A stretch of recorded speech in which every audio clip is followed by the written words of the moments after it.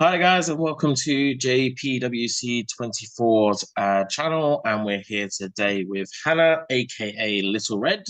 And thank you for joining us and agreeing to talk to us. It's a pleasure. Thank you for asking us to be involved. It's quite nice to be on the other end of an interview for once, but we're going to see how Yes.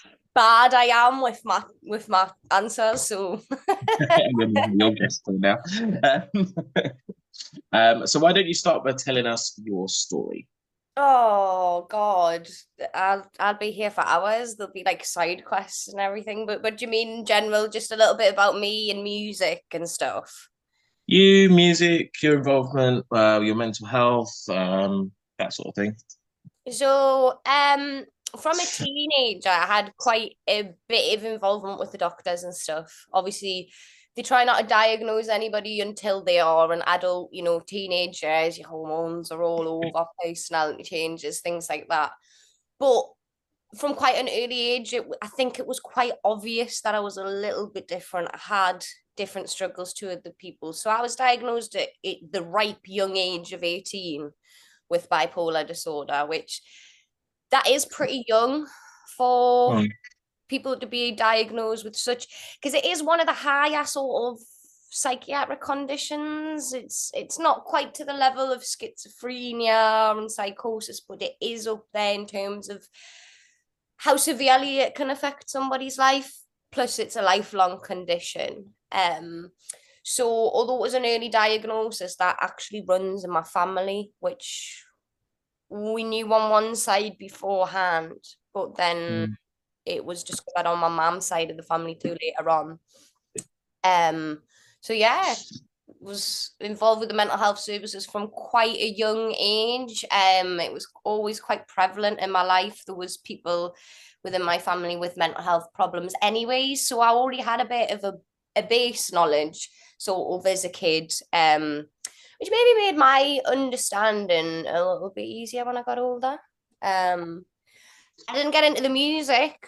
I'll touch on that. I didn't get into music until I was in my 20s, probably. I've always had a love for it. I've always sang in the bathroom, sang in the shower, sang to myself on the metro when it's quiet. But I don't think I developed that sense of self and that sense of confidence until I was well into my adult years. And I still struggle with it now. I might fool everybody when I get the mic and I get on the stage, but can I swear? Yeah, yeah, All yeah. right, okay, I was gonna say because deep down I am shitting my pants like fully a lot of the time, like sweating, sweaty hands, like jittery, like I even get irritable before I go on stage. I'm way better with it now, but like I used to be at the point where you couldn't talk to us, you couldn't breathe in my direction, you couldn't even look at us because I would catch you looking at us and I'd be like, stop, I'm overstimulated, I can't, like the stress that used to emanate out my body. Honestly, you could probably have powered a car, literal electric, like just buzzing with stress. I am better now, but I'm not. Do you know what I mean? I'm not swaggering on that stage thinking, "No, I've got this." I'm still jittery. I'm still nervous. But then again, Mhm. mental health, anxiety. Do you know what I mean? It can leak. It leaks through in everything, really. So Yeah, no, definitely. Thank you for being so honest with us and to opening up to us. So with your bipolar, how does that affect your day-to-day life? So it's a hard one because there's no set routine. Mhm. Bipolar, I explain it to a lot of people. It's like it's a spectrum essentially. Do you know what I mean? Like you've got your depressive periods here, you've got your hypo to manic stages here. I do have normality in between now and again. Mm. There's been years of my life where I've struggled with like rapid cycling, swinging from depression to mania. I've had mixed states. I've had, unfortunately, a couple of years ago, I went through a hugely depressive phase that lasted a hell of a lot longer than normal.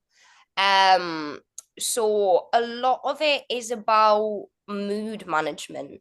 Mhm.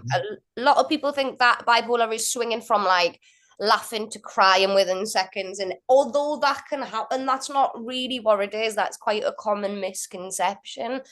But bipolar essentially is, yeah, you experience a hell of a lot more extremes than your usual person. So my lows are a lot lower than the average person's low, and that can extend for months on an end. Mania obviously is the other side. People tend to see the hyperactivity, but that can also spill over into irritation. A lot of the time, I get incredibly irritated. I mean, I think a lot of people know who Kanye West is. Um, Mm-hmm. I'm doing a call out now. Whoever is Kanye West psychiatrist, please put him on some mood stabilizers for everybody's benefit, not just his, like everybody who's perceiving him on the Yeah. internet and what he's doing, because unfortunately that is how people can get when they're not managing that condition correctly, or they're not on the right form of treatment, medication, or whatever. You can get a grandiose sense of self, an inflated ego, an inflated self importance, feeling like, well, we've all heard Kanye saying he's a god. Do you know what I mean? That God complex that can come out. Apologies, there's the dogs wrestling. So Absolutely fine. they're just ad-libbing in the background. They're just setting the scene, man. But Of yeah, course. bipolar affects so many things that I think people don't realize. So it affects my sleep, my mood, my energy levels. Essentially, to break it down into very black and white terms, it's a chemical imbalance in my brain.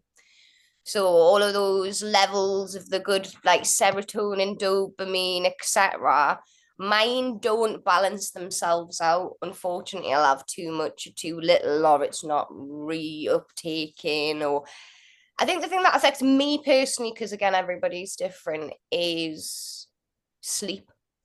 My sleep's Mm. negatively affected. It snowballs. It all feeds into each other, unfortunately. I think you know yourself, everybody can get a little bit ratty or a bit irritable when they're tired. When you are constantly tired and you can't get rested and you're already feeling irritated, it amplifies everything, so definitely for me personally, sleep is a huge factor. Managing sleep and well-being, yeah, making sure I'm not drinking too much. Sleeping, exercise is a hard one because I have physical problems, but I don't just sit on my bum all day. I walk everywhere. I don't have a car, so it's about managing what I can do. Like everybody's different. Not the Yeah. same routine's not going to work for everybody with bipolar disorder. So And touching on that, how do you manage it then? So, are there triggers that you have to avoid? Is there that will set off your mood, sort of thing, or is it just managing it in the moment type thing?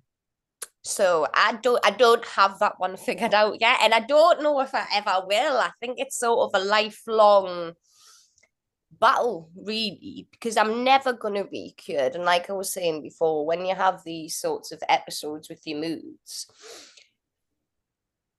one year can totally differ from the other year. There's so many factors, like your home life. I think that plays a big part about how stable your home is, how safe your home is, what you're sort of dealing with behind closed doors. Because when I was younger, I'll not go into it too much, but I haven't had the most stable of home lives. I've moved Mm. around a lot. I've been passed kind of from pillar to post, and I've never really settled and felt safe. So if I'm honest, I've been in my flat for about 4 years now. This is my own place. I don't share with anybody, and having this stability has been paramount, essential to me feeling like a better version of myself. But Mm. even getting this place, it was an adjustment period. I was so used to having conflict at my home that once there was no conflict, that in itself was uncomfortable. That in itself was alien. I was so used to having to be out the house all the time, keep myself busy, keep myself distracted, keep going to busy my mind, that once I was able to relax within my own home, that was uncomfortable. And that might sound crazy to people. Wasn't normal to you, I guess. Yeah, when you are used to the turbulent waters, Mm. when they go still, you're like, what's going on here? Do you know what I mean? People adapt to their scenarios. So I had a bit of a wobble, but not too long after I moved into here. But I feel like I did stabilize afterwards. Um, Mm. it's just one of those things. It's just I've constantly got to be on top of it and kind of very try to be as self-aware as I can. Um, sorry, I'm digressing a bit here, but you were saying, did you say, is there any triggers or anything that sets me off? Yeah. Do you have any triggers or any particular coping mechanisms that help you? So the coping mechanisms I'm definitely still working on. Me being an Mm. artist and a creative, Yeah. expression and creation has been so crucial to me. And there's even times when I didn't realize it. I had a wobble the other month, and I started making a mosaic in the garden. And within sort of an hour and a half, 2 hours later, my mood had definitely regulated. I wasn't like sitting there whistling, singing, but I was definitely a lot better than when I had started, because I was able to put my energy, my concentration, my creativity into something. Um, and again, I didn't really figure this out until I was in my 20s, to be honest, how important art, creativity, and expression was for me. Um, I think we can all get to know ourselves a little bit better. And I've spent the past couple of years really trying to get to know myself better, my needs, see what's important to me. I was very good at neglecting self-care, just cracking on and getting on with things, putting myself last, and it wasn't getting us anywhere. Do you know what I mean? We have to invest in ourselves, don't we? Hmm. No, definitely. I think in your teenage years as well, like you say, your hormones are all over the place. Your plans are changing all the time. Even for your day to day, every normal teenager without bipolar would not know what they're doing anyway. So until you hit 18 and early 20s, you can't really discover yourself. And I think even then, there's some people that don't discover themselves until 30s, 40s. Um, we're all on our different journeys, and I think we all just need to remember that you're not. There's no timeline to this. And yeah, you figure yourself out when you figure yourself out. So we've obviously been talking for a little while, and you've mentioned to me about your autism and your OCD. Yes. How do you have coping mechanisms for those? How do they play an effect with the bipolar? So I have a little running joke and I call it the trifecta.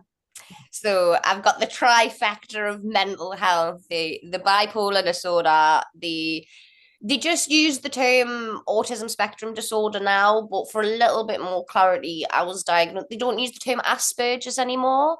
I personally do like to use that term, although it is an outdated term. For me, it just brings a little bit more clarity.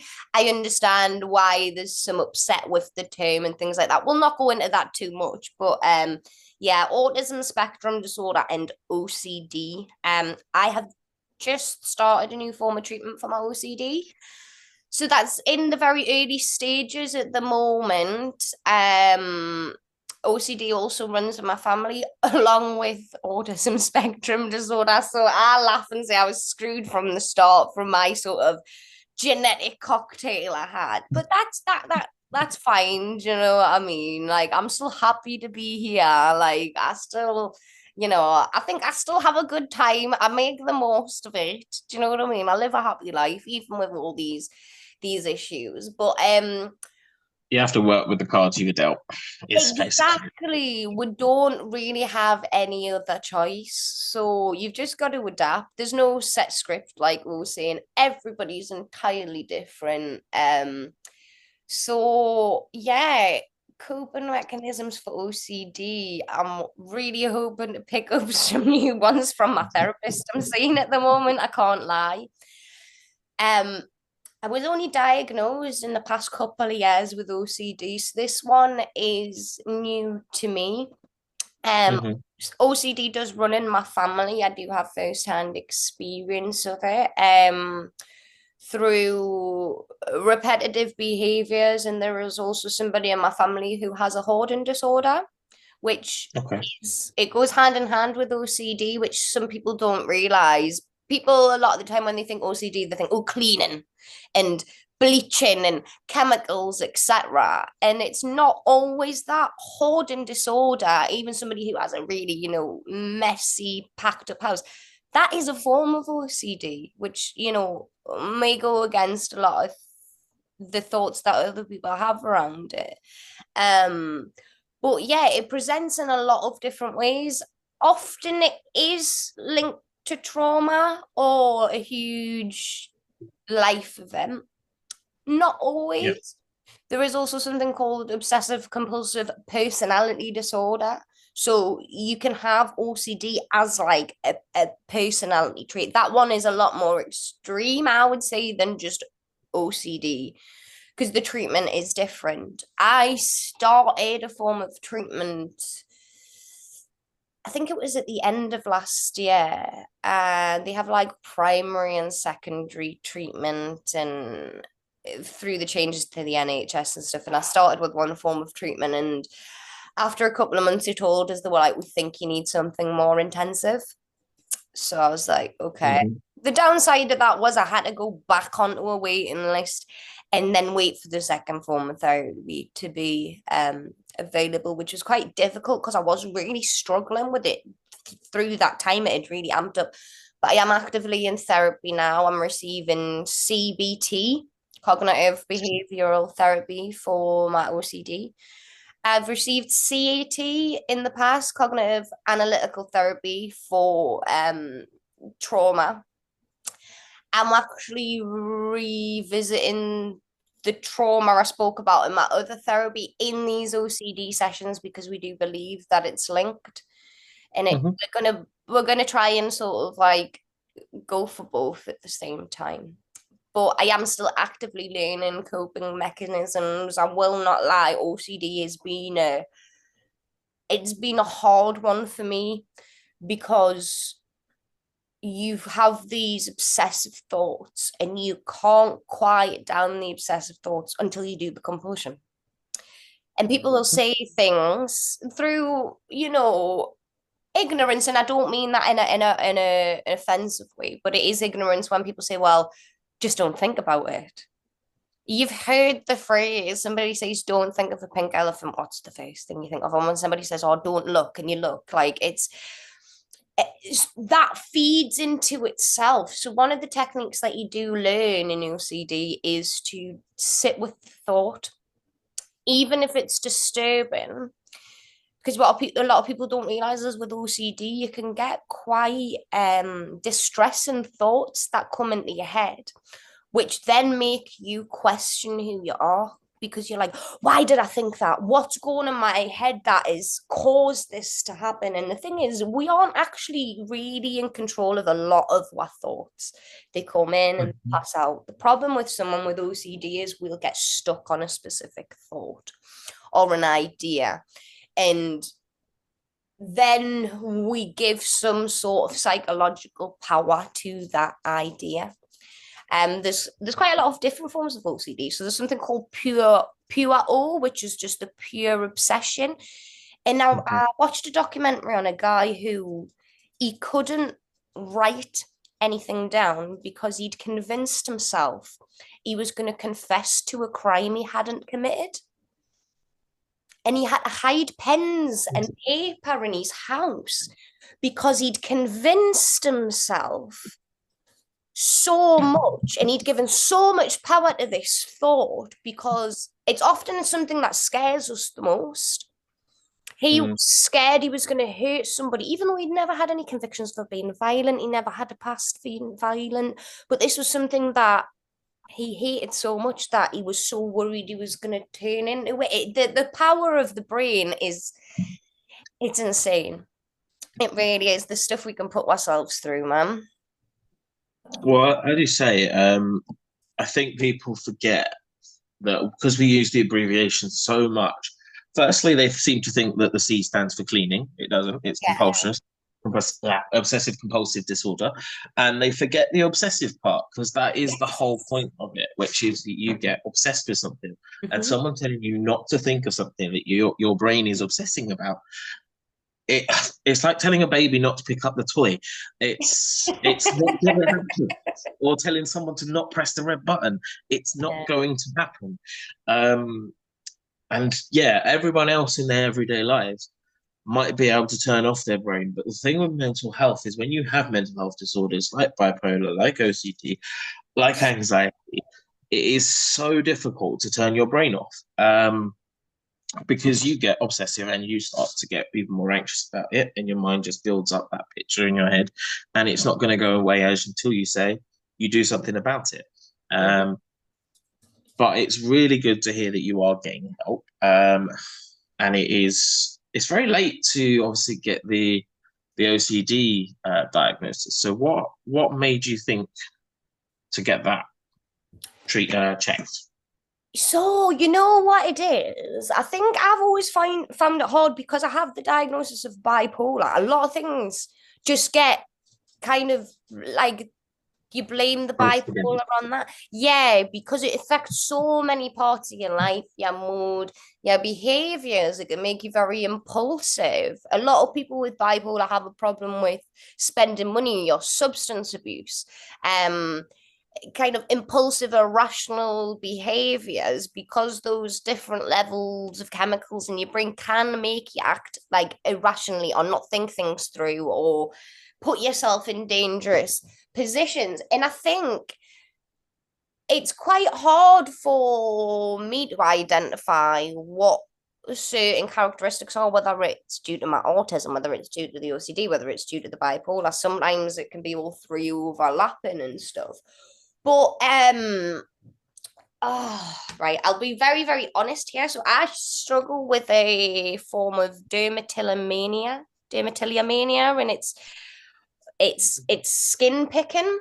So I'll scratch and pick at my skin, and that developed over the past sort of couple of years due to high levels of anxiety and worry and things. There's another side of it which is I don't know how to pronounce it, but it's like try something mania, and that's essentially compulsive hair pulling.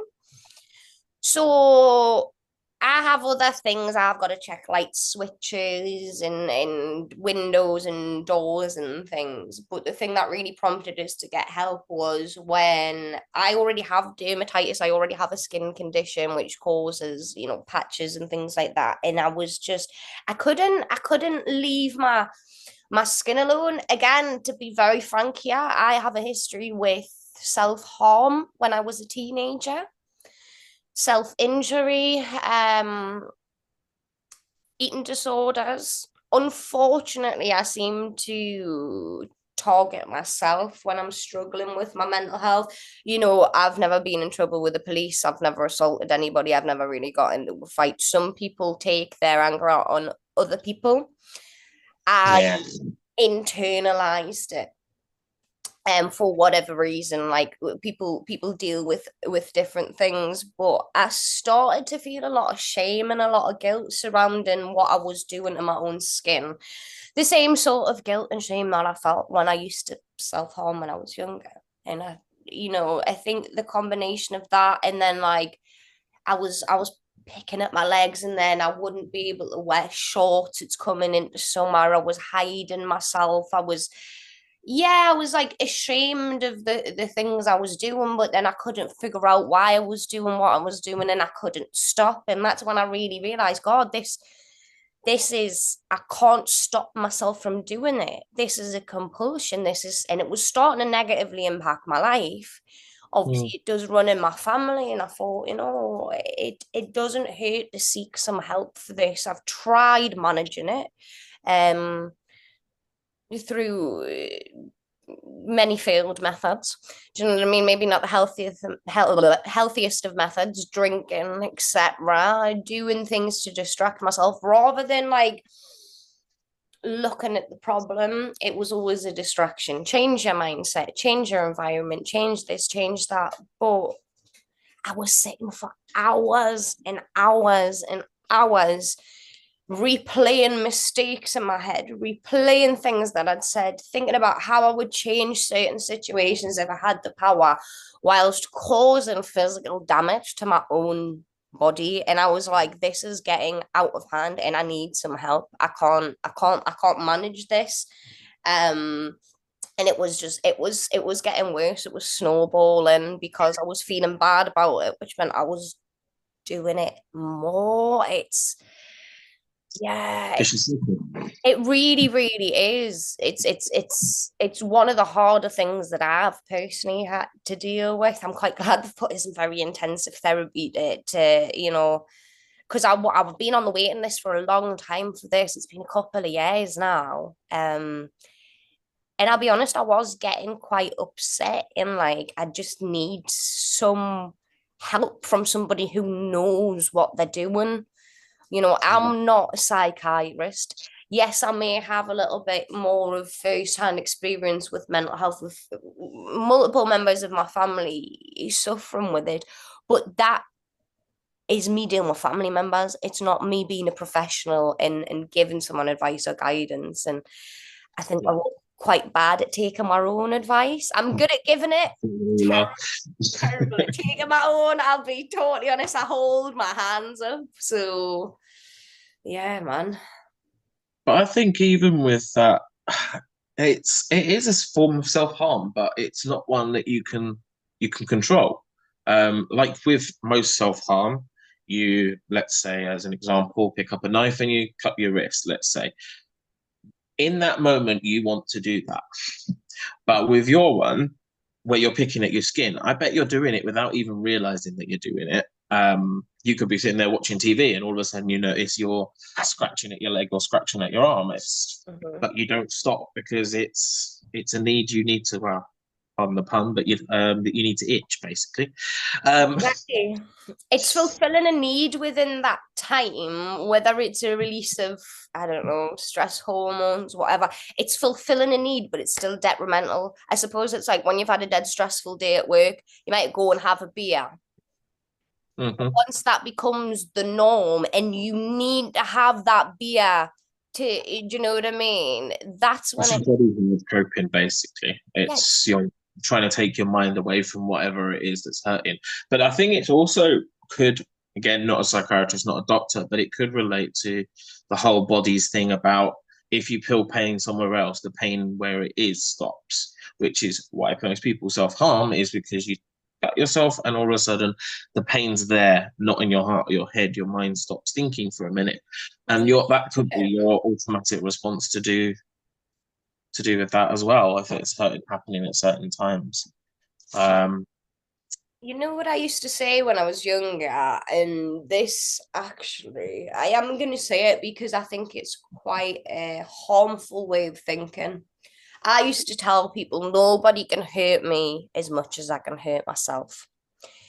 Now, I'm not trying to promote that phrase, not in any way, shape, or form. I'm actually bringing it to the forefront because that was such an unhealthy way of me to think. But then again, maybe that was the beginning of OCD that I hadn't spotted.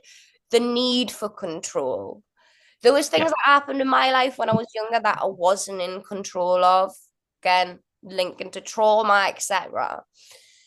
A lot of the time, people with OCD, they're clinging on a need to control a situation because there's been a situation where they haven't had control of it. So a lot of people who were abused as kids often turn to things like this to try and regain control because they had no control over what happened to them. It's sort of trying to take your power back, but that can then manifest in unhealthy ways. Do you know what I mean? I think a lot of unresolved trauma can manifest itself into unhealthy behaviors, unhealthy traits. Do you know what I mean? So Yeah, that's perfectly reasonable. I mean, I think it's like I'm at the moment with the way I am with controlling things. If I've got a day planned at work and something goes out of sorts or something goes out of schedule, my mind goes absolutely insane. Because it's like, what the fuck? Why does this change? Why is this? Why didn't it go to plan? but it's having that level of control that you never had anymore. And that comes from me being bullied as a child, because I had no control over that, no control over school life, and bullied at work as well, which caused PTSD and my great mental breakdown. But I had no control in those situations. So now I am at the top of my game. I want to control everything and make sure everything is perfect. Unfortunately, life does not work like that. No. And I think there is something in what you say about that no one can hurt you more than you hurt yourself. As toxic and unhealthy that is to think, it's so true, because someone can beat you up, someone can break your legs, someone can mug you, stab you, whatever. But the things that you do to yourself in your own mind will hurt you 100 times more and for 100 times longer. And I think they're even harder to cope with as well, because if you break a bone, you get it set and you get it put back in position. Exactly. You break your mind, that's going to take a lot longer to heal and fix. Oh, 100%. And the thing is as well, like the outside factors of life that may affect your bullies and stuff, like, yes, horrendous, but they're not going to be there 24/7. You are with your mind 24/7. Even when you're asleep, it's not fully switched off. Like a lot of people who have OCD, trauma, mental health problems, suffer with chronic nightmares. Do you know what I mean? Like imagine trying to go to sleep to reset your brain. Obviously it helps reset your chemicals. You need it for your mood, your well-being, being able to focus, concentrate, excel, within your job, your exercise. Anything you do in sleep is absolutely paramount. Now imagine trying to rest, recuperate, recover, and you can't even do that because you're waking up sweating, panicking, having a full-blown anxiety attack. Like often people who've been victims of trauma have such a strong response in terms of, like, if I think about a situation that might fill me with anxiety, sometimes I start getting like dizzy, feeling like I'm gonna black out, that fight or flight sort of setting. Like if I think about a memory or a situation, like my body has such an emotional response that when I'm struggling with my OCD, I'm thinking about things, I'm stressing about things, like I will physically sweat and shake, and my body goes through that sort of physical effect of the trauma and the anxiety when there's no threat there. That comes from living in survival mode for a lot of people because they feel they need to be prepared at all times. That's why I don't sleep well. Because I'm like, I'll be in too deep of a sleep to be able to defend myself or do this or do that or whatever. And it's so hard not being able to switch off, So Yeah, I can imagine that is very difficult. How does your mental health and obviously the autism, the OCD, the bipolar, how does that affect your friendships and relationships? How does that affect that? oh, that's a really good question, actually. I'll be honest, it's not easy. Growing up, I did gymnastics and I was a little bit different from other people, but I wasn't diagnosed with autism until I was in my early to mid 20s. So, and that's quite so. I've got a dog. She wants a little bit of attention. Come here, darling. So Yeah, I mean, let's get her in, little feature. Do you know yeah. what I mean? But yeah, like it's quite common now for women to get a late diagnosis. I mean, it's no secret that for a long time women weren't really diagnosed with autism. So a lot of women, oh hello, darling, who are in a similar age bracket to me are getting their late diagnoses now. It presents differently in men as it does with women. So autistic men have had a little bit more help than women. We're starting to realize, okay, women present very differently. They're better at masking in social situations, but it doesn't mean they don't still struggle. Mine wasn't identified because I was a good kid. I didn't have any behavioral problems. And because I did well in school and I wasn't getting detentions and stuff, like, oh, well, it's just fine. She's just a bit weird. Do you know what I mean? Which is true, right? I'm autistic and I'm weird. They link together, but they're also separate. Do you know what I mean? I'm not just weird because I'm autistic or the other way around. I'm bloody both. So, but yeah, I was just labeled as a little bit weird. And I had some friendships, especially in primary school, but for me, I really started to notice I was different in secondary school. And my personality was just a little bit different from other people. I would do things not maliciously, but I would do things that would end up annoying my friends. And I couldn't understand why they were getting annoyed at us.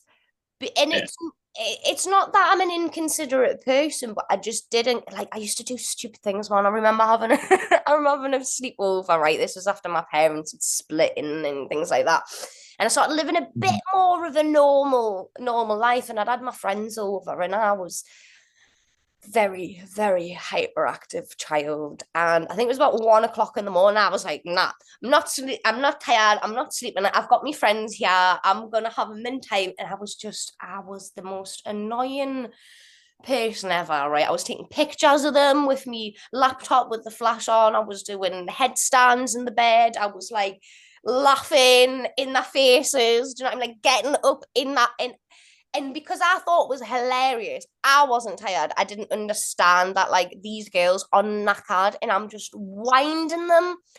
But because I found it funny, like I wasn't purposely trying to annoy them. And I remember one of the girls being like, I'm going home. I'm ringing me mom. And I was like, I was dead confused because I was like, I thought we were having a laugh. Like I wasn't understanding they were actually getting annoyed. If I had understood that at the time, I wouldn't have kept pressing it. I'm not a nasty person. I'm not gonna make you feel uncomfortable. But I had to learn loads like social stuff.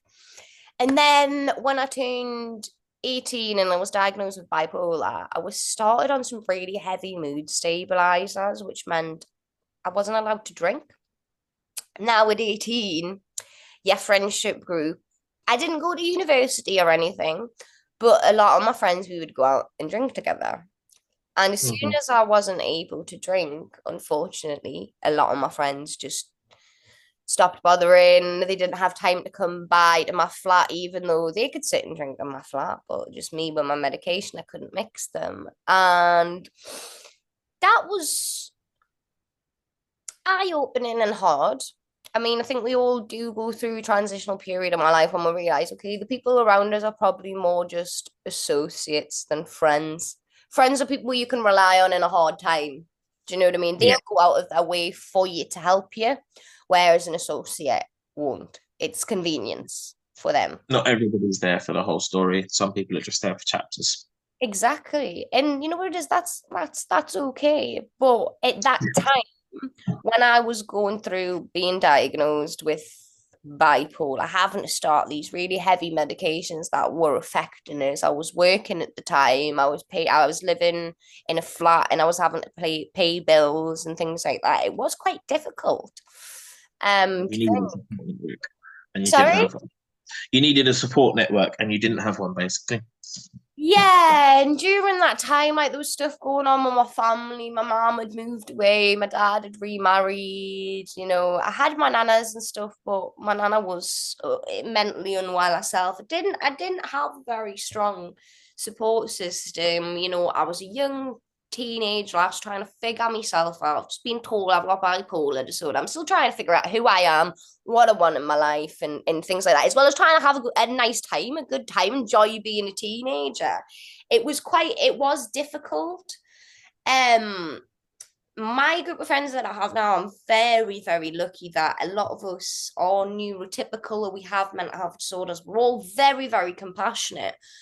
But it's only been the past couple of years where I've really built these core friendships. I've moved around a lot. I've changed jobs a lot. Like I said, I didn't go to university, so I don't have that group of uni friends. I don't have a group Yeah. of friends from like secondary school or whatever, because I was fucking weird. I used to piss people off. No, it's a Mhm. mixture of that. It's a mixture of things. But I did end up in a position where I didn't really have any friends for a couple of years. And that was, I can't lie, it was hard.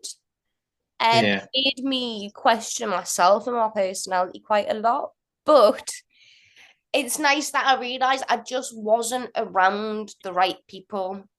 Unfortunately, I was letting some behaviors slide as well that weren't cool. So I got to a point where I ended up cutting off people. I thought I'd rather have nobody than people who are going to consistently let us down and upset us.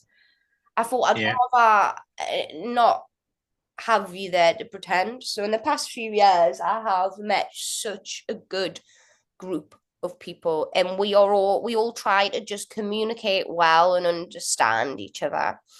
I have am I allowed to mention someone's name? Is that okay? You can mention who you want. Oh, Yep. awesome. So one of my best friends in the world, he's called Stewie, and he also has a form of autism. And I've just got to say, our way of communicating is absolutely stellar. So there was a time when he was going quite quiet through his messages and things, and we can both get quite overwhelmed and overstimulated. And sometimes I might need 24, 48 hours away from my phone or social media or whatever. And he's similar. Mhm. He's more social in real life than I am, I would say. He goes to the gym a lot. He has lots of groups of friends who he goes out with. I'm a little bit more of a homebody myself. But Mm. I wasn't getting a response from him. And I just sent him a message saying, hey, if you're overwhelmed and you don't want to talk, that's cool. Can you just send us like a full stop so I've got a reply? So I just know that like you're okay. Do you know what I mean? Like you're alive, you're not in the hospital, you haven't been hit by a car, that sort of thing. And he did, sent us back the text, the full stop thing, and I said, like, I'm here when you're ready. No pressure, no pressure to even talk about it. Like if you're not ready and you just want to move on from it, you don't want to discuss it. Cool with me. But I was like, Mm. I am here when and if you need us. And I just said like, I love you. Do you know what I mean? You're my friend. I love you. And I'm here. Whatever you need. And we communicate very directly like that with each other. He'll be the same. If he hasn't heard from us in a couple of days, he's like, I was thinking about giving you a ring just to check like on your well-being and stuff. But I think we understand each other very, very well. And that I think is paramount in a good, strong friendship is not taking things personally. Do you know what I mean? It's not always about you when it comes to your friends. Do you know what I mean? Yeah. And it's important to check in. I think that he sounds like a really, really good friend. And you're very, very lucky to have someone like that because there's a lot of people out there that unfortunately do not. Um, and I don't think most of us have a friend like that, to be honest with you. But no, it's really, you're very, very lucky.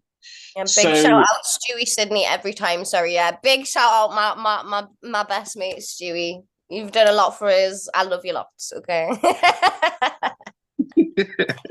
you do sound amazing, Stewie. Don't worry. So that's friendships. What about relationships? Yeah, it can be tough. I've had a few like do you mean romantic relationships? Mhm. So I have had a few romantic relationships in my life. I've lived with people, don't have any kids, never been married or anything like that. But I have had long-term relationships. I would be entirely lying if I said it's not a big part of the relationship.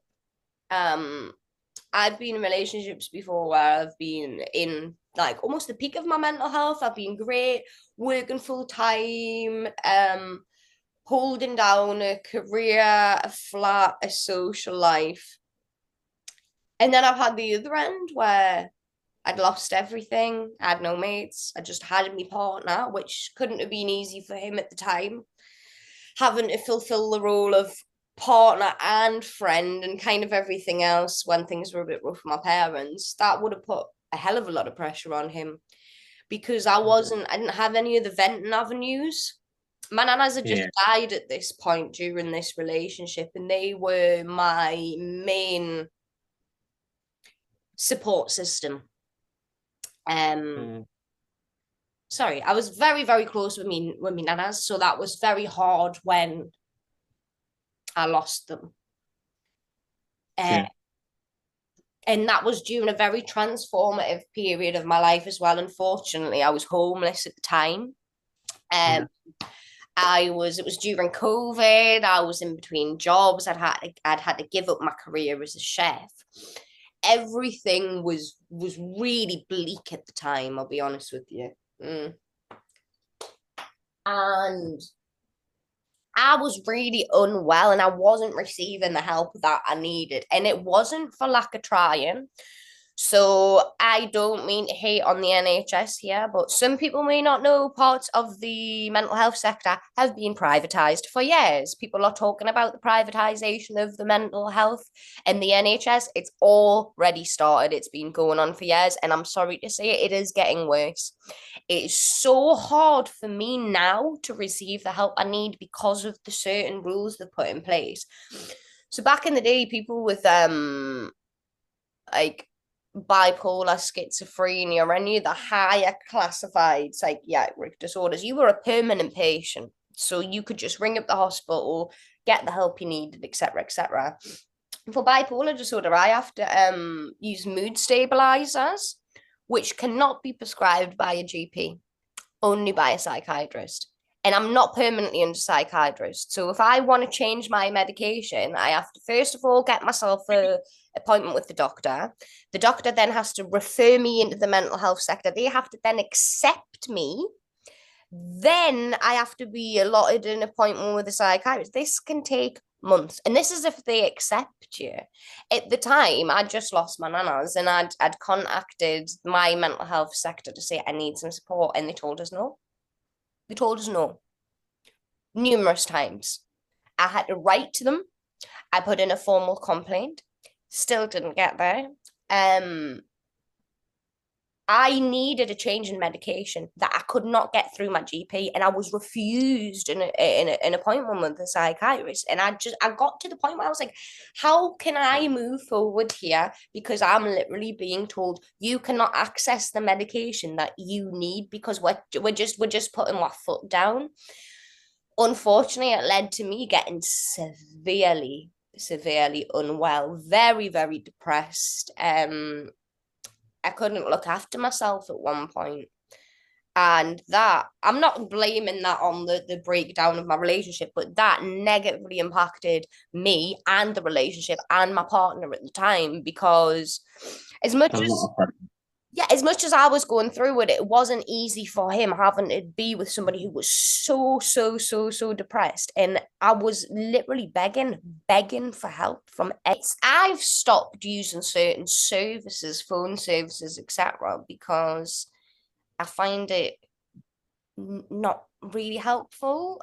Not to sound rude, but the crisis team, it's 8 to 12 hours for a callback.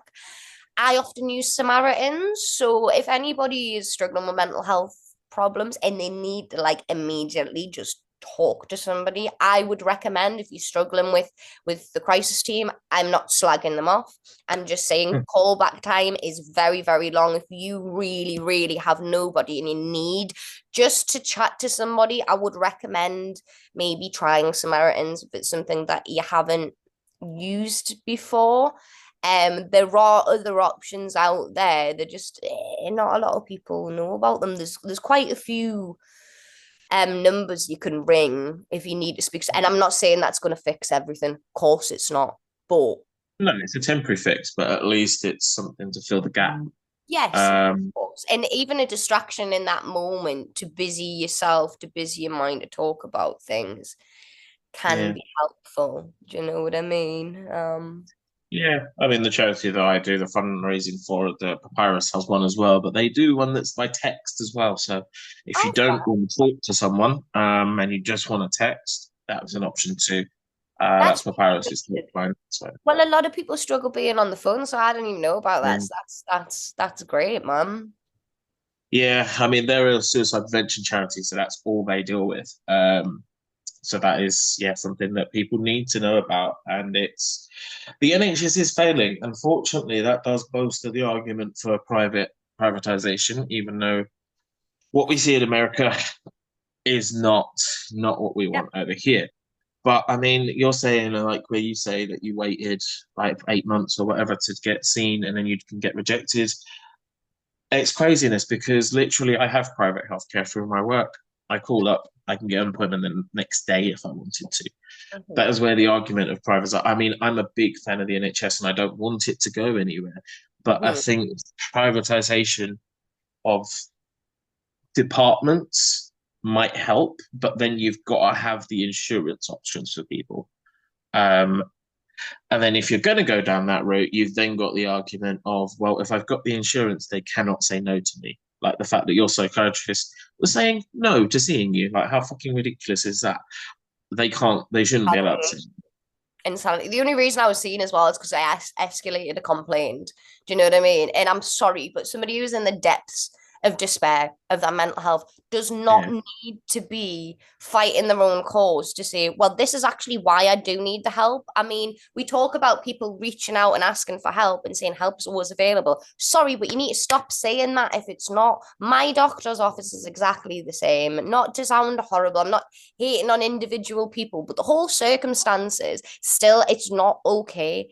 It's not okay that they can say to me, reach out whenever you need help, but then I cannot get an appointment. I cannot be seen. They'll refuse to put like referrals through X, Y, and Z. And it's like, it, you do start to lose faith when they say, oh, reach out anytime. And it's like, yeah, but that's not true though, is it? So why are you adding it on the end? If it's not genuine, it makes people lose faith in the services. Do you know what I mean? I've had I think, no, go ahead, please, yeah, please. go on. No, you go Oh, ahead. Go I ahead. think, I think as well, when they say contact anytime, and then when you are feeling hopeless and lost and you try and call them and they don't pick up or you can't get through, it doubles it doubles the situation because not only are you already feeling alone and hopeless, but now the one person that told you you can reach out anytime isn't picking up the phone or isn't available to help. So I think that just makes the situation worse. Because you end up feeling like rejected, dejected in a sense of like if somebody tells you something, if you haven't asked as well, and they're like, "Oh, well, I'm always here for you," and then they're not. Do you know what I mean? Like, why did you say it in the first place? It makes it 10 times worse, really. Yeah. So Well, yeah, and a especially lot when of it's for the people. healthcare as well. I mean, they're legally obliged to help you. And the Sorry, can fact you that they repeat that? I didn't hear that there. The mic cut out slightly. I said, especially when it's like your healthcare system as well, because they're legally obliged to help you Mm-hmm. and they're rejecting you. What the hell does that say about you? Is what's going through your head. Oh, It's just a joke. And I think the NHS has a long way to go. Um, but funding it would be the first step, which is where we miss a step, I think. But we're not going to get political because yeah, don't want to go down that God, we'd be here all day, man. exactly.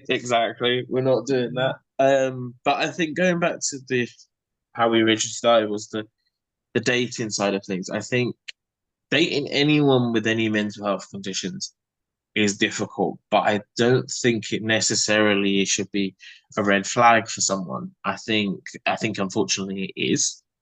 But I think I mean I've experienced it myself. As soon as I tell them I've got anxiety and depression and I'm teetotal, all of a sudden their profile picture disappears.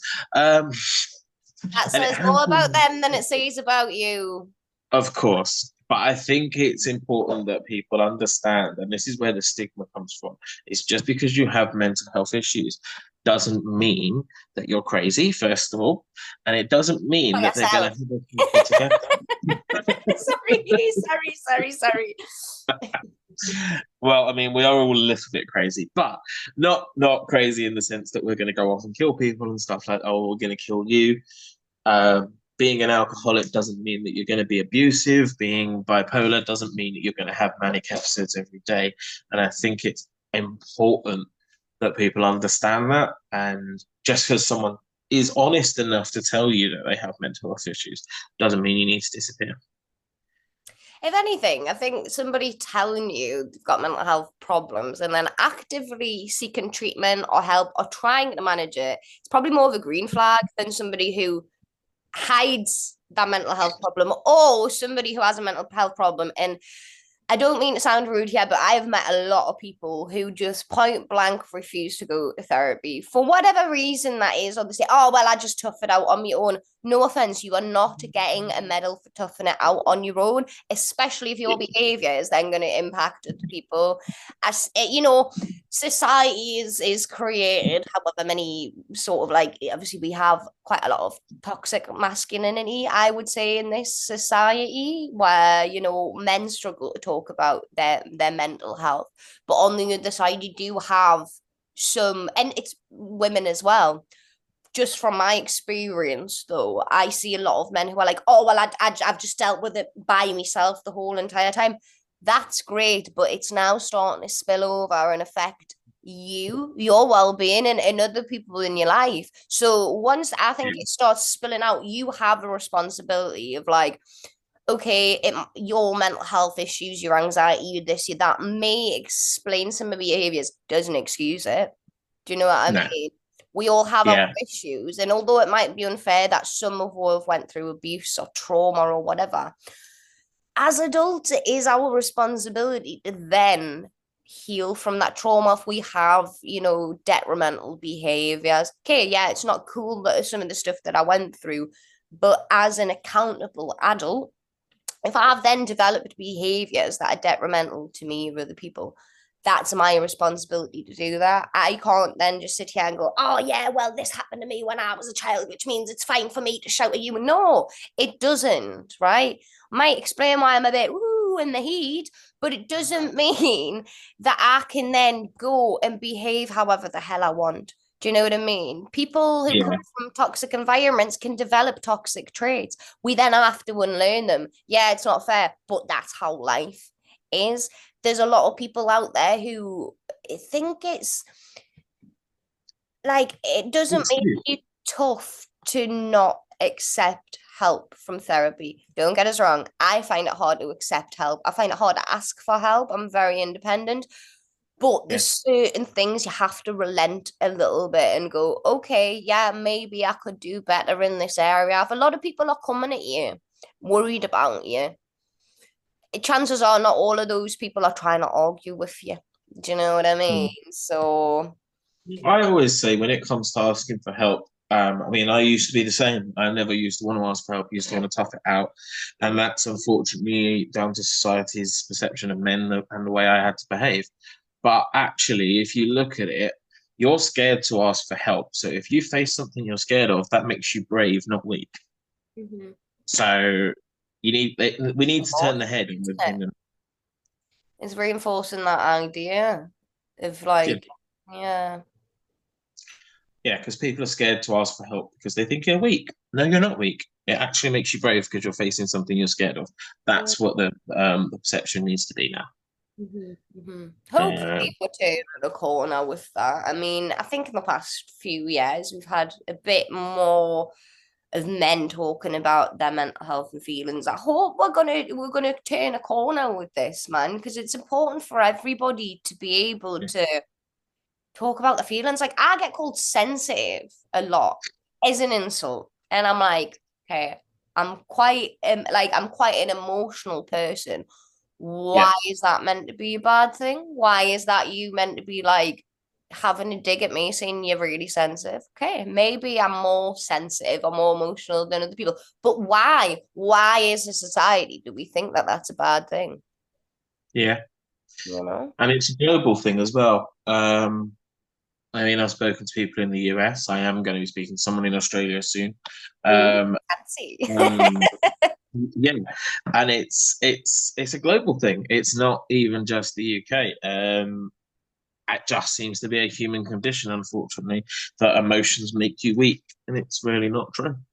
Um, and I think we are getting better, but we're nowhere near where we need to be. The suicide rates are far, far too high. Oh yeah. More so in men than women, but the women ones are still so high as well. It Mm-hmm. is beyond a joke. The transsexual rates are ridiculously high as well. Homosexual rates too high too. It's just crazy out there. Um, so for people that don't know, Little Red is a little bit of a celebrity. Shut up, man. So why don't you Sorry, talk that to made us me laugh out. about your music? Celebrity. What for me Facebook statuses, me memes on me music? Or me personality, which one? Whatever one you want. So yeah, tell us a bit about your music and your career with that, because not a conventional job. Obviously, it's helped with your mental health. In a way, I look at that year of my life where I lost everything as a blessing in disguise, man. Because I started to rebuild from then. I had started writing music before then, but I hadn't properly given it a go. It's just been the past few years where I'm like, look, I mean, I'm 30 now, so some people are probably going to scoff at me and think, you're 30 and you're trying to be a rapper, and they'll laugh, and that's absolutely fine. But all I'm going to say to the people who are laughing, are you happy? Are you living your dream? Are you? Do you know what I mean? You can laugh, it's cool. I'm not bothered if you want to laugh at that, and you might think it's ridiculous. But you know what it is? Who said there was a time frame on this? Like, I think if any of the viewers have seen the video of, Jelly Roll when he won Yeah, Best Newcomer Artist at the age of 39, his acceptance speech. If you need a little bit of motivation, get yourself on YouTube, right, and watch that video of Jelly Roll's acceptance speech, because that gave me a huge kick.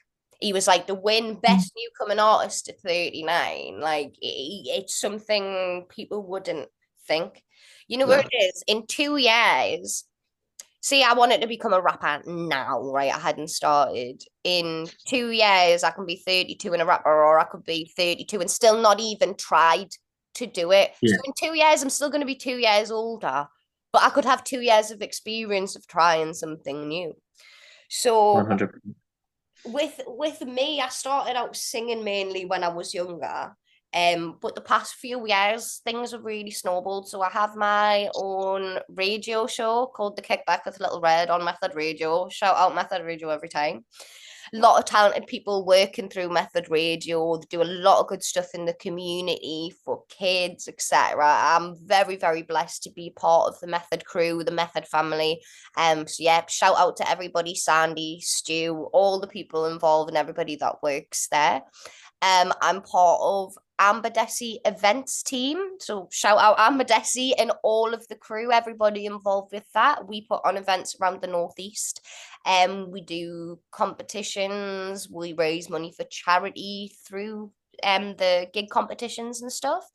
So I would say that the past couple of years I've been very active in the music scene through performing, doing events, connecting people, and just being involved in that space, music videos. Yeah, man, I feel like I'm living the dream, and you want to laugh at me being 30 years old and a rapper, go ahead. Do you know what I mean? I love the life that I live in, my involvement in music, and you're only stifling your own talent, really. Do you know what I mean? Like, I could listen to other people laughing at me and thinking, you thought you ought to try this. That's cool. I've always been a little bit different. And whenever somebody said I can't do something, I kind of have that little stubborn side that wants to prove them wrong. Do you know what I mean? No, definitely. If I don't go for it now, I'm never gonna go for it. Do you know what I mean? I'll never be this young again. Doesn't mean I'm past it, but Well, there's a music artist as well called Rory, who's just kicked off her career in her 40s after failing in her 20s. And she went through debt, addiction, homelessness as well. And she's now playing, I think she played Download Festival. And that's the start of that sort of journey. She started in her 40s. Like, you can't judge someone just because of their age. I mean, you look at Oprah, started late in life. You look at the guy, the Colonel, started Kentucky Fried Chicken very late in life. Morgan Freeman. Yeah, yeah. You can't judge someone just because of their age. It's like your journey will start and end whenever you want it to, and it's up to you to make that happen. Well, what we touched on earlier about, everybody hits different milestones at different stages in their life. This is the same. So may call it a second wind. Do you know what I mean? I've done my career as a Okay. chef. Now I'm doing my music career. Like, there's a female artist called Sampa the Great, and I'm pretty sure she's in her mid to late 50s, maybe mid Mhm. 50s. She doesn't look it to look at that, but she's still actively making music and doing music videos and doing tours and all of this stuff. And Oh, yeah, I can't.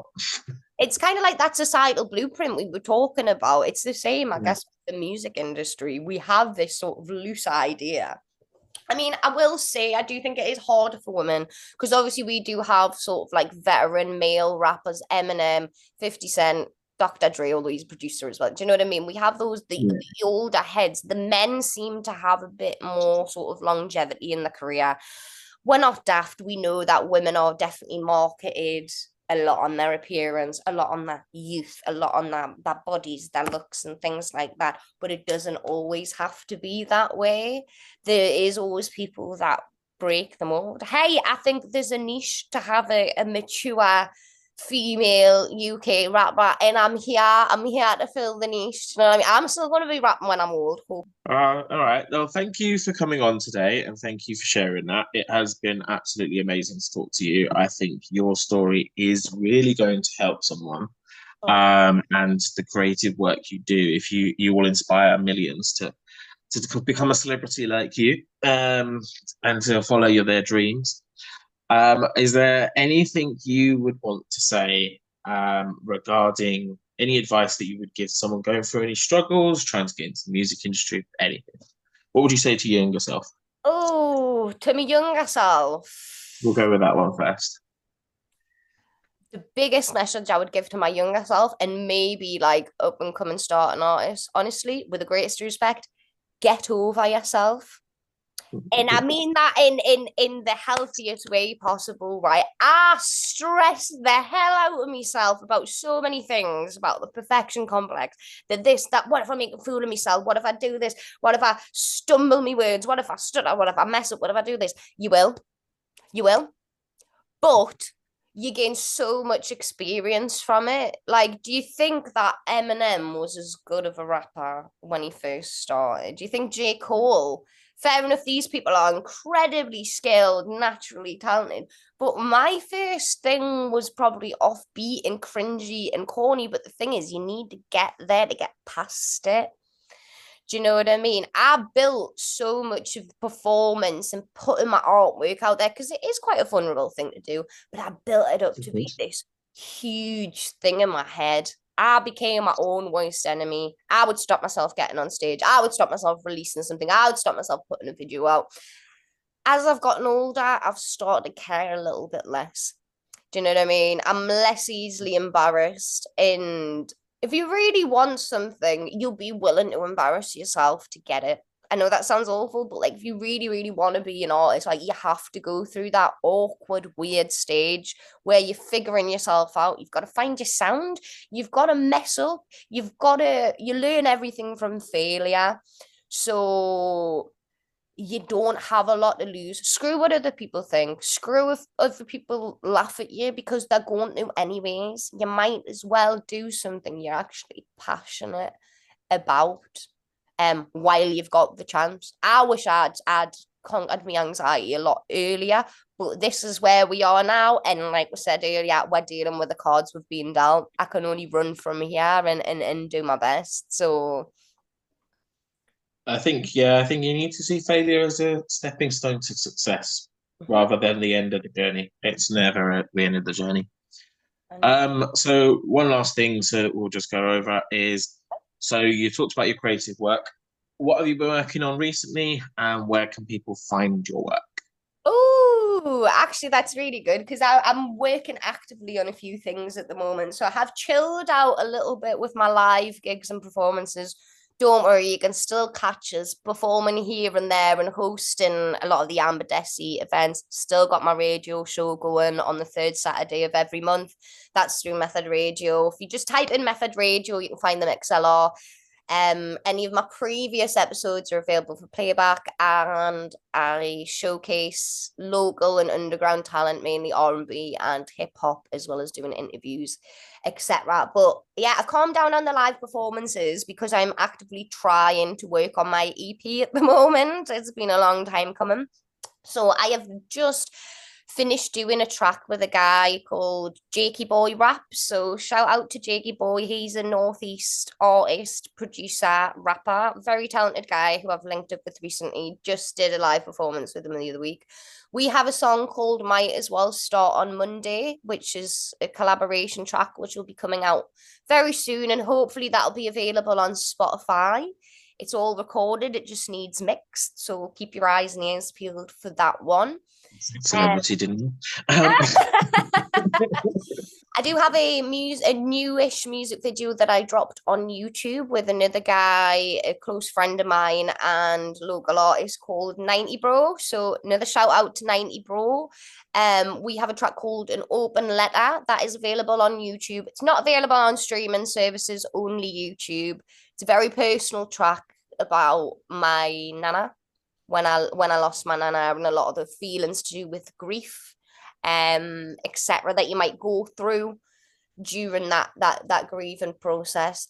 I've got a feature on an album coming out with a guy called Adam Turner. He's not from the Northeast, he's from down south. But yeah, make sure that when that drops, there'll be a cheeky little feature from me on there. And I'm working with another couple of Northeast artists, Max Gavins. Shouts Max, he's a veteran in the game, and I was a little fan girl of Max back in the day when he used to come rap battle on Don't Flop and stuff. So the fact that I've come full circle, man, and I'm working with somebody who I admired as a younger person it's a dream come true, man. But yeah, I'm actively trying to make music at the minute. So this year I'm gonna be releasing an EP. But yeah, I'm a little red. Not Lil, it's little, the full word, and that should be everywhere soon. I'm good at memes too. You may have seen my famous memes somewhere, but yeah, you'll see my face and you'll hear my voice everywhere. Big gobshite. I'm taking over 2025. Like I said, celebrity, but you are definitely taking over. You have a lot going on. Please, everybody go and check out the beautiful, very talented Little Red. And as she said, yes, Little spelt fully, not like the rap ones where they make it not even a word. All right, so it has been amazing. One more thing I will actually ask before, because we haven't mentioned it so far, is you mentioned local artists. Where are you based? Oh, yeah, so I think the accent may be obvious, but if it's not, I'm based in Newcastle, so the Northeast, but obviously I've got connections with like Middlesbrough and things like that. I still cast those as Northeast. I'm personally based in Newcastle. I run the radio show from Newcastle City Centre. Majority of the events and things that are on or in the Northeast Newcastle City Centre and in a few miles out. Sometimes we do Gateshead, sometimes we do North or South Shields, things like that. But it is all Northeast based, but I am trying to connect people from different regions and things. So I am trying to expand the music scene, not single-handedly. I'm not saying I'm the only person doing it, but everybody within the scene and everybody who works together, especially Amber Desi events, Shout Guerrilla Music as well. That's another collective. We are all trying to push because in Newcastle, yes, we've got Sam Fender. Sam Fender's put us on the map for music, but in terms of rap and hip hop, we don't really have anyone from the Northeast. So we are trying to break out of the Northeast. You know, we've got Scouse rappers and stuff now. We're starting to hear other accents other than just the London accent. Newcastle has a niche, but yes, I'm representing for Newcastle at the minute. But yeah, man, we're trying to break out of the northeast and pave a way for northeast hip hop, rap, and the other genres that we support, man. So I think it's about time. Yeah, yeah. I mean, it would be lovely to hear some more rappers that, as you say, don't just have the London accent. Even though I am from London myself, it does get very boring. Rap's not necessarily my type of music. It's more the rock scene, but the rock scene spread out all over the UK. So why the hell can't the rap scene? So Exactly. Exactly, man. We need a bit of diversity up in here, I reckon. So yeah, let's bring the northern twang to it, man. people might have trouble understanding you that aren't from the UK, but they're not going to get any better at understanding it until That's it's how no. slang spreads, though. Do you know what I mean? The colloquial slang. So the words that London rappers use end up getting put into people's like. You'll just have to learn our slang terms. Do you know what I mean? And then that'll become a trend. So it's fine. Possibly, possibly. Anyway, again, it's been very great to have you. This is JPWC 24 signing off with Hannah, aka Little Red. It's been a Have a great pleasure. day. Mental health day, everyone.